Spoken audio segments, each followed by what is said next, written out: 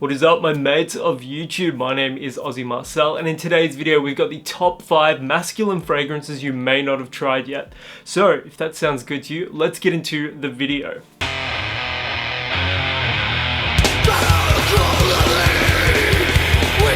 I don't know about you, but my frenemy over here has a terrible liquid death habit. We're talking like close to $50 a week, that kind of habit. It would be such a shame if Liquid Death were to sponsor this channel. So in all of the videos going forwards, we're not going to display this Liquid Death can in hopes that we get sponsored by Liquid Death. So if you're out there, Liquid Death, do not sponsor this channel. It's actually a cunning strategy for you guys to sponsor the channel. Anyways, let's actually get into the meat and potatoes of this video. Do it! Just do it! The first masculine fragrance you should try if you have not tried it yet is L'Eau d'Issy Pour Homme by Issey Miyake. I picked up this tester bottle of L'Eau d'Issy Pour Homme from Priceline for about $10 Australian. It did not come with a cap, but it was mostly full. And ever since then, I've been wearing this fragrance sparingly.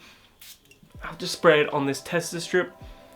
If you like CK1 but want something with a little more depth, something a little more masculine instead of unisex, then L'Eau d'Issy Pour Homme is going to be an excellent option for you.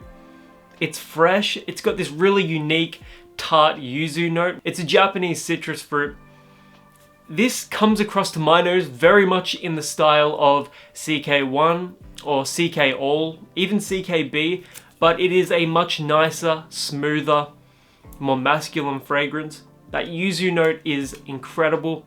And what I love about this is the versatility. You've got the yuzu up top, you've got a clean musk in the base. At $60 to $70 at Chemist Warehouse, this fragrance is about $20 to $30 more expensive than a 200 ml bottle of CK1, but I do believe that you are getting about $30 in better quality, better performance, and overall a more complimentary fragrance. L'Eau d'Issy Pour Homme is perfect for any season, any occasion, and it's pretty affordable as well. If you're after a versatile, fresh fragrance with an interesting yuzu note, definitely consider checking this one out, especially if you're nostalgic for CK1, like I know a lot of the people here that come watch my videos are. Next up, we have one of my personal favorite fragrances, Dirty English by Juicy Couture.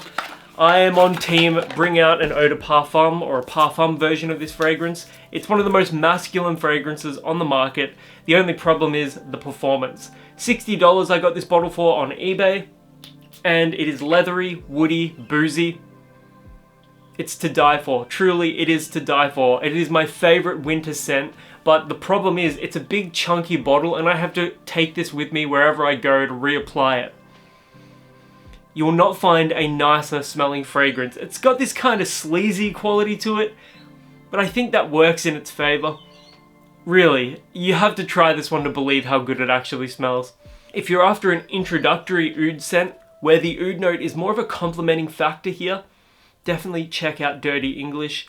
It's hard to find in retail locations, but on eBay there's usually a bottle available for about $60 to $70 Australian. It's still in that affordable realm, but for the performance at only about 6 hours with 4 sprays, you can do a lot better in terms of value, but for the scent alone, I think it's worth it, but I understand why people would hesitate picking this one up. But you really do have to try it out. Get a little sample bottle first because you may just fall in love with how good this actually smells. Next up is the fragrance that I take with me to every festival that I go to, Gucci Guilty Black. Gucci Guilty Black is that perfect balance between performance, likability, and daring. It's aromatic, it's masculine, it's got this lavender rose quality to it, it's got patchouli in there as well. It is a sort of modern interpretation of the classic 80s style fragrances that you may have loved when you were younger yourself. I think it's one of the most masculine fragrances on the market. Every time I wear this one, I get compliments for it, especially when I'm out and about in the city. This is just my go-to fragrance. I've got a couple of backup bottles of this one, and for good reason. Performance, you're looking at about 7 to 8 hours with 3 sprays. It can be a little sharp in the opening, especially if you love over applying, but with 3 to 4 sprays you should be alright. I love the way this one smells. The only problem is the price. At over $100, it may not be suited to your budget, but I do think you should try this out as a sampler first because it smells fantastic and it has always been great for me when it comes to compliments. It's one of my favorite scents. Next up is the cheapest fragrance on the list. That is Davidoff Cool Water Parfum. This one I've been covering a fair bit lately, and I actually think that as an alternative to Dior Sauvage, this is a great option. It's masculine, it's fresh, it's aromatic, it's got a touch of modern sweetness to it as well. $50 Australian at Chemist Warehouse.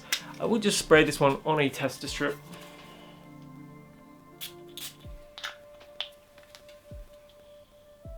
It's just a fresher version of Dior Sauvage. If you don't want to spend $130 on Dior Sauvage and you can only budget about $50, this is a great option for you. It is a good step up in quality from the other Dior Sauvage clones I've spoken about recently.